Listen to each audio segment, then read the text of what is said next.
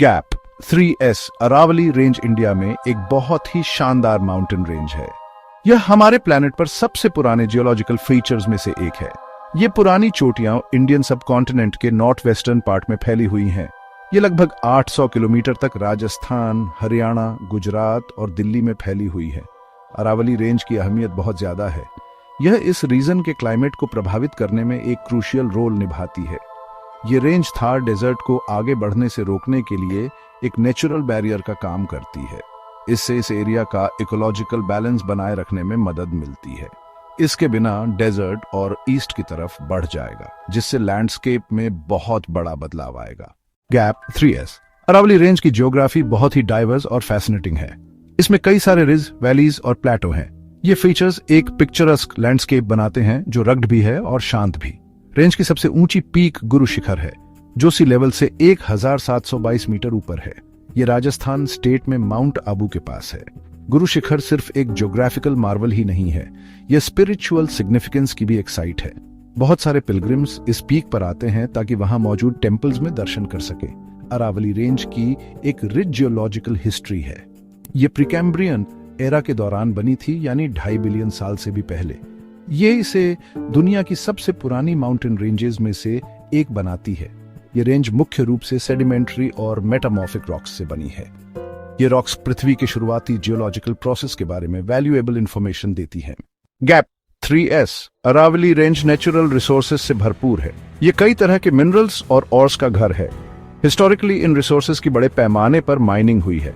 इस रेंज में lead, zinc, copper और सिल्वर के डिपॉजिट्स हैं। ये मिनरल्स अरावली रेंज के आसपास के रीजन्स की इकोनॉमी के लिए बहुत जरूरी रहे हैं। अरावली में माइनिंग एक्टिविटीज का एक लंबा इतिहास रहा है। ये एंशिएंट टाइम्स से चली आ रही हैं। रेंज से निकाले गए मिनरल्स ने एंशिएंट सिविलाइजेशंस की ग्रोथ में मदद की है। इन्होंने ट्रेड और कॉमर्स में एक क्रूशियल रोल प्ले किया। इन रिसोर्सेज से जो वेल्थ जनरेट हुई, उसने रीजनल किंगडम्स की प्रॉस्पेरिटी में काफी कंट्रीब्यूट किया।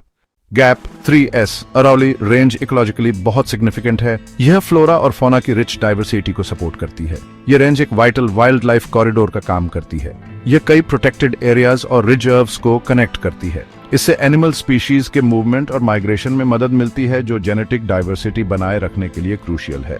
यह रेंज कई स्पीशीज का घर है, जिसमें लेपर्ड्स, एंटीलोप्स और कई तरह की बर्ड स्पीशीज शामिल हैं। अरावली के फॉरेस्ट्स इन एनिमल्स को हैबिटेट प्रोवाइड करते हैं। लेकिन अरावली रेंज को कई बड़े एनवायरमेंटल चैलेंजेस का सामना करना पड़ रहा है। अर्बनाइजेशन और इंडस्ट्रियलाइजेशन इसके नेचुरल लैंडस्केप पर अतिक्रमण कर रहे हैं। आसपास के शहरों से होने वाला पॉल्यूशन इसके फ्रेजाइल इकोसिस्टम्स के लिए और खतरा पैदा कर रहा है। डिफॉरेस्टेशन और illegal mining activities in issues को और बढ़ा रही है।